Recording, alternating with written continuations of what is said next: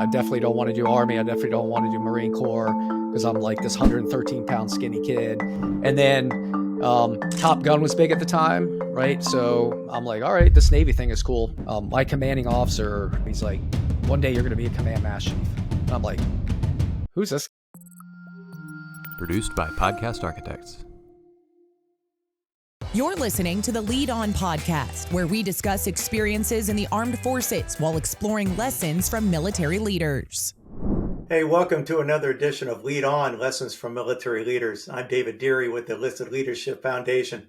Joining me today is Paul Kingsbury. Paul is a retired sailor. He's a Navy Command Master Chief. Actually, his final official title before he transitioned out of the military was one of 4 Fleet Master Chiefs. Paul, good afternoon. Welcome. Hey, Dave, how's it going? Good to see you. Oh, it's going great. Hey, thanks for being here. And everyone else, I do want to thank you for being here. And, take a few moments as you watch this or listen to this podcast, subscribe to it, share it out, let people know about it. You can learn more about the Enlisted Leadership Foundation visiting our website, which is at the bottom. Paul, I like to start these off with just a little simple question. At some point in our life, we've given a whole lot of leadership advice, but I think we've probably received more than we ever gave. So as you were growing up, whether it's pre-military or post-military, maybe during the military, what's the worst piece of leadership advice someone ever gave you? So I was thinking about this earlier too, and I was like, I don't think anyone has directly sat me down and said, do this, and it's a bad leadership piece of advice. But there are some things we grew up with listening to, or mantras we heard as Navy chiefs, right? So I think the one that I found, I won't say the most distasteful, but bad advice was this: if you're a chief petty officer, they never fail, and if they fail or if they stumble, they don't fall, and if they fall, they act like they. So this kind of allusion to like, hey, you can't show that you're imperfect, and you can't show that you make mistakes, and you can't admit weakness. So from that perspective of a kind of piece of advice or an expectation of leadership, I always felt that is the opposite of what you want to do. So I always encourage people, hey, I think it's good to show when you make mistakes. I think it shows learning and your ability to learn. I think it shows humility and it's authentic. So that's the one thing that came up. It's not something that's directly told to you, but it's kind of told indirectly through these, fables, I guess I would say. Yeah, I always look at when somebody gets very defensive like that and gives me some excuse, or that they clearly I struck a nerve and they know they're wrong and they're not humble enough to admit mistake. And it only ends up like in disaster, because I've seen it. I've seen when you go into, as a leader, you go into that situation or with that mindset, and it's not probably at the forefront of your mind, but it's probably somewhere there. And then you're in a situation where you're intellectually challenged, maybe positionally challenged. And then that kind of mindset creeps in and the defenses kick in, and then it just escalates, right? And then you come back and you shut it down and people are watching, and it's just not good. It takes, it leaves a worse impact on things than if you just said, hey, you probably got a point there. Let's come and talk, let's go talk about it. Well, and real quickly on the theme of the chief petty officer, right? One thing that we always impress during the transition season is, which we always say, it's not about you anymore, it's about the mess, which is a message we should have started when they first came in the service, not wait until at some point all of a sudden the leadership's about. But that in this context of what we're talking about right now, that does reflect on the CPO mess at large. If you're a chief that is always defensive or do as I say, not as I do, or giving excuses, then eventually they will start, grouping all chief petty officers like that. When I would talk to chief selectees, writing charge books, the one thing I would always say is challenge them is, and I think it ties in, what do you want people to think about you as you walk by them in the passageway? How many people did we grow up with, a chief in this case, that as they walk down and over a couple of knee knockers, what were we thinking in our mind, right? So what impression are you trying to leave those when you walk by them? So yeah. Like, yeah, Very good. what's the behavior, right? Do they Yeah. come to you, or do they, you'll see that behavior, right? Like, do they move away? Do they come to you? You will definitely see that. And I'm not saying that it's not, it's okay to be like, I used to always say like, hey, firm and fair kind of leadership. But I don't want to be unapproachable. And I definitely don't want to walk into a space and my people walk away, or the conversation just stops and goes quiet and you're like, okay. Which they tend to do once you make chief, but Yeah. it's but no, in here, our frame of reference, obviously, with 30 plus years of service as chief petty officers. But I know through bringing in the other service senior leaders, senior enlisted leaders, and NCOs, and what have you, other services have this same challenge. They all raise the bar. There's a certain expectation for their senior NCOs, as there is for the Navy chief petty officer. So give a little bit background, Paul. What brought you, what drew you to the Navy? What you come in as? Why'd you become a command master chief? Because that's something that we choose to do. It's not thrust upon us. And then, how's been transition? Okay. So I'll give the Cliff Notes version because 31 years is hard. So grew up in Fort Lauderdale and was fortunate enough. My dad was solid working blue collar guy. Worked for Eastern Airlines. Mom was staying home, so I had a good foundation. They sent me to Catholic middle school and high school, so I had a good education. What I lacked though was they didn't have a lot of world life skills, right? So I wasn't getting the advice on and I don't know if it was not encouragement, but I had the education, but there was no kind of mentoring about, an encouragement to pursue college and things like that. So I had education, didn't know what to do with it. And next thing I know, these flyers are coming in. I definitely don't want to do Army. I definitely don't want to do Marine Corps because I'm like this 113-pound skinny kid. And I'm like, that's all you were is 113? Yes. And that was as a senior. Okay. And then Top Gun was big at the time, right? So I'm like, all right, this Navy thing is cool. So went down to the recruiting office, took the ASVAB, scored really, really high. And then he's like, I got another test for you. So they pitched nuclear power to me. I took that test. I think I squeaked by that one. I didn't score super high, but it was enough to get by. And then found myself as an electrician's mate in Navy nuclear power. Surface, I knew. The other thing I knew I didn't want to do was go on submarines. And I thought aircraft carriers were cool. So, typical nuke pipeline, did that the first 15 years. We have accelerated advancement.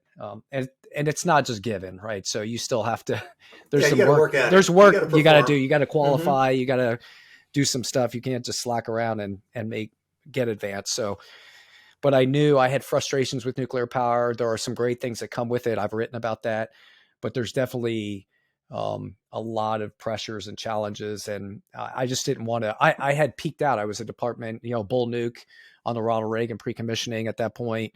I'd done a prototype tour, I'd run reactor training and I'm like, okay, from here on out at 15, it's like back to prototype, back to an aircraft carrier, right? Not a lot of career diversity. And I wanted to see other stuff. So I had mentors that were also like mass chiefs were like, hey, you'd be great for the command mass chief program. I was a young chief petty officer. This still sticks with me. I was a new chief petty officer on the USS Mississippi.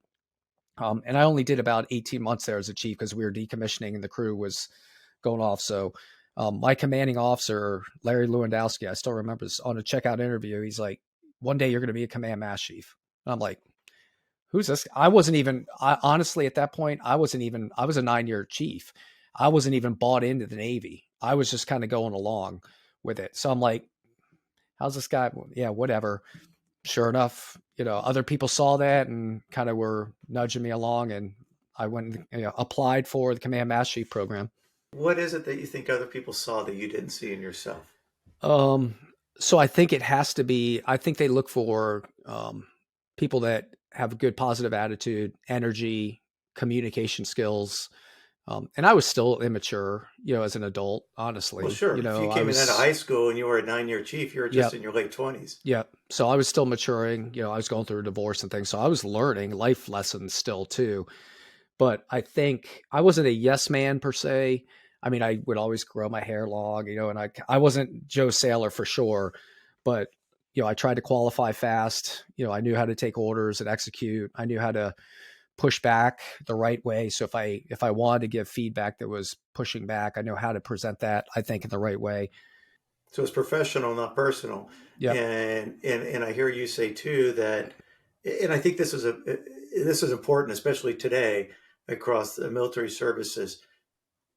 If you weren't all bought in, regardless of being a young 9-year chief petty officer, your motivation wasn't promotion.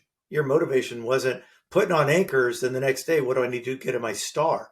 It was the job and the people. Yep. I did not take so my second tour after the Eisenhower, I went up and did an instructor tour prototype because I liked teaching, right? I learned early, like I have this kind of affinity towards education, and we'll talk about, hey, how that leads to a podcast and the books and stuff. So I love the prototype tour. I went up there, but I didn't even take the first chief's exam. I could give 2 Fs about taking the chief's exam. And then the second time, actually, no, I did take it, but I had a chief came to me and it's like, hey, you haven't signed your profile sheet. I'm like, what's that? You know what I mean? I was so focused on being a good nuke and getting done, and being a good instructor. I wasn't worried about that kind of thing at the time. So I took I took my first exam. I made board, didn't get selected. And then the second time I was up, I was on the Mississippi. And at that point I was like, all right, I'll put a package together and put it in because they're not going to not let me. Someone's following up. And then I was down in Birthing and I got a phone call from my chief. And I'm like, hey, Chief Kingsbury. So I'm like, all right, I guess I'm a chief. Fun is on. Yeah. But I wasn't a career person at that point. I don't think at all. I know I wasn't, I was just being a good nuke and doing the best I could. So did you leave the Ronald Reagan as a command master chief? Yeah. So I got selected there. So, and then, we pre-commissioned, I got selected and then got signed over to the Juno in Japan. So I got what I wanted. I got diverse career choice. So Kathy Hansen would have been your CMC at some she point. Was she? So Bob Conklin had just left when she came on board. So I met her briefly and I was already under orders getting ready to leave. So did Tom Howard come into play? Did he relieve? Wasn't he on Juno after? So he was. So he was a command master chief before me on Juno. So he had been selected to CTF 76. That's so right. And the billet was gap. So I came in. The billet had been gap for about 5 months when I came behind him, and then he moved up to 7th Fleet while I was there. Okay. So you do the Juno, and at some point you became a region master chief. Yeah, so I did the Juno, and then I went back home because my commanding officer on the Juno, Ron Horton, he got picked up to be the Enterprise CO, and he was like, "Hey, I want you to come be my CMC." I'm like, "Well, hey, it doesn't work that way. There's a person there. You don't just pick and put them there." So he's like, "Well, why don't you be a great carrier CMC? You got the carrier background." He's like, "Why don't you go do a squadron and get that piece of it?" I'm like, "Oh, that's probably good. It gets me back." Okay. So I went to VFA 211. And did a tour there. That was really, really good, great tour and learned a different culture. And then after that, I picked up Joint Region Marianas out in Guam. Yeah. Okay. Yep. That was my first region tour. And then I went to Japan after that one when that came up. I think that's when we met. Yeah, it was. Mm-hmm. Yep. And then Safety Center and then short term at Safety Center. Then you ended up as CFFC. Yeah, Fleet Forces Command. Yep. Yeah. USSF. USSF. Okay. And so in this process of 15 years doing nuke stuff, and then another 15, 16 years as command master chief, and for those that, although there's no promotions beyond E9, once you're an E9, within the senior listed, whether it's command master chief or sergeant major or chief, there's promotions within. So it's not like you're doing the same thing necessarily over and over and over. But how did all this, just a little transition, how did all this lend into the process of writing the Chief Petty Officer's Guide and the Petty Officer's Guide? Okay. So I get asked that a lot. And it's kind that's of why I wanted to ask it, because, we want to be an authentic podcast, and I don't want to not ask the questions that other people would ask. Yep. So it's, so I would say it starts when I'm at the safety center, right? So our deputy at the time, he was a Marine Corps Colonel, Glenn Butler. We would have meetings with the boss and the executive director, your typical flag officer, front office morning meeting. Hey, what's going on? Cover down some stuff. And then I'd spin out with him to his office, and we'd follow up on some of the things, the Admiral had talked about, or we just start talking about what was going on, big Navy, a leadership failure here or there, or I just start, dialing in on some things I thought about policy. And it's like, hey, have you ever thought of writing this stuff? He's like, I think you write, because I would give trip reports when I travel around, and I'd send them, and he'd be included, and he'd be like, you have really strong writing skills. But have you ever thought of getting published? And I'm like, in Proceedings. And I'm like, well, what's Proceedings magazine? So he introduces me to the Naval Institute and Proceedings. And I'm like, yeah, I got some stuff written. And I knew some things I wanted to write about. I had written in like base newspapers and things like that, your standard kind of leadership and 101 kind of things. Actually, I'd written a lot. I wrote in the Safety Center. It was always about leadership, right? Leadership, communication skills, how to use those kind of things, but never about policy and really challenging things. So I submitted an article.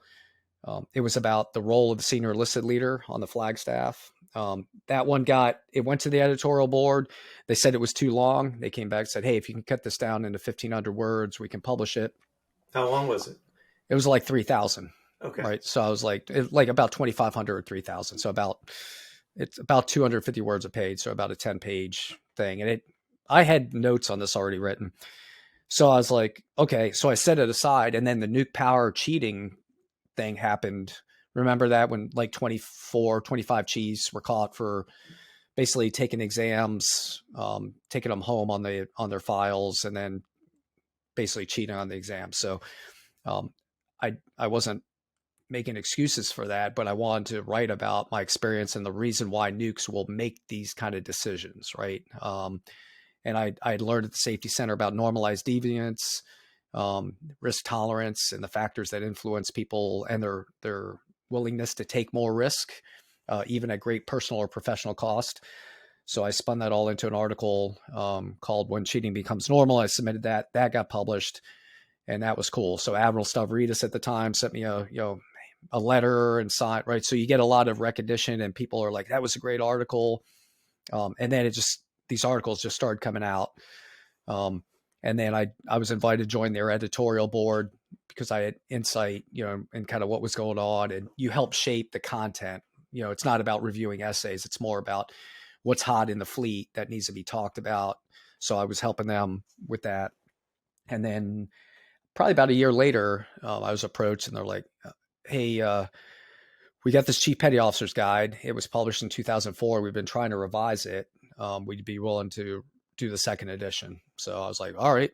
I love writing about leadership. I think I don't know everything, but I think I know enough about being a Chief Petty Officer. And I think there's enough content out there that we could put something together. So I took a year and wrote that Chief Petty Officer's Guide. And then that just naturally led to, when I was ready to retire, they were looking for someone to help them do outreach on the enlisted side to attract an enlisted audience. So I was offered a position, and I just transitioned right into that job, and it all worked.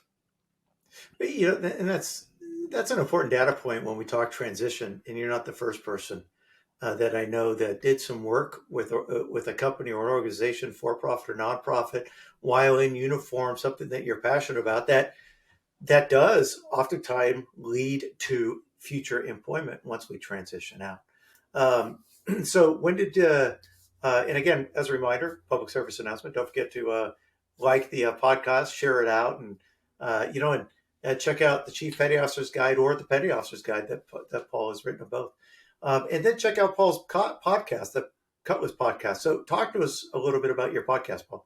Okay. So, I'm a fan of digital tools of communication. So I started to learn the impact of that late in my Fleet Master Chief tour, too late. How to use, because, we all have Facebook pages, the position has a Facebook page. I had my personal Facebook page. And we would go around, do fleet engagements, and then take photos.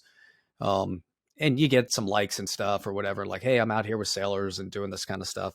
And then Alicia Malone, who was my EA at the time, she's like, hey, let's try something different. We were at a Sail of the Year event. I forget which one it was. It was up at the Navy Memorial. It wasn't the overall Sailor of the Year event. It was for, I don't know if it was the Reserve Sailor or something. She's like, when you present your core, I'm going to film it as a video, right? So let's do a video. I'm like, okay. So we do this thing, we post it, and it just, you could see compared to the pictures and stuff, the video just got all kinds of, so I'm like, okay, this video thing, something people like that. So we came up, we brainstormed. I forget the details how we did it, but Alicia and I came up with this concept of this Friday with Fleet. So we would, every Friday we started spinning up. Initially it was me just talking like Friday with Fleet. And then I'm like, I don't know, it doesn't feel natural, so I started making Friday with Fleet. So when we would go out, I would get sailors with me or people I was out there with, and we'd have them together on video, and I'd kind of interview them, and then I learned like, them. Yeah, tag them, their families would follow. Yeah. And the video was taken, that took off. So I understood like, hey, you can get a lot more reach with things. I realized with books that not everyone reads, right? And in a digital age, I think the consumption of information is more visual or audio. So I was like, hey, I think I could, there's a lot more I wanted to write in the Chief Petty Officer's Guide. You just can't, you're limited. When you write a book, you're given a threshold or an upper limit of words you can write. So that thing could have been 1,000 pages, but again, no one would read that. So I was like, hey, let me complement that with a podcast. So I started, I was learning to podcast at the Naval Institute because I was, co-podcasting with Ward Carroll on enlisted focused topics. So he taught me how to do it. And I'm like, oh, okay, this isn't that hard. I operate nuclear power plants. I can do this, right? I can do this. Yes. And I just started doing it. And then I was like, the biggest thing for me is like, what do I call it? And then one day I looked up and I've got, when I left the Juno, I was given a cutlass when I left. I'm like, cutlass. What's the significance of a cutlass? It's something we talk about all the time. I'm like, I don't know much history of the heritage of the cutlass. And then you learn about, it was the enlisted weapon of choice, in ships of sail. The officers had a sword, but there's a reason why, right? Because it was shorter, it was for close quarters, but it was versatile.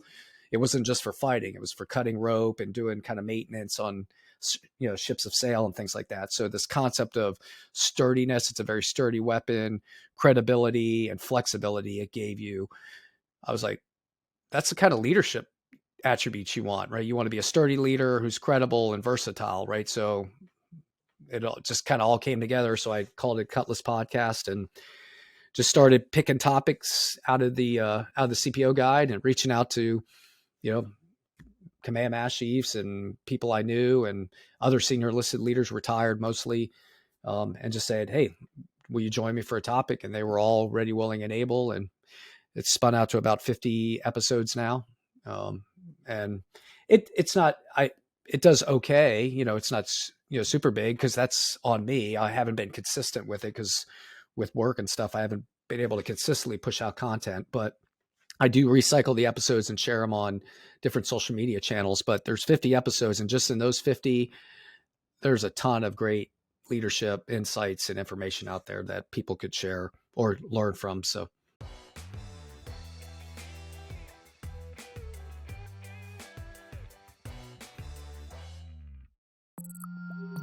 Produced by Podcast Architects.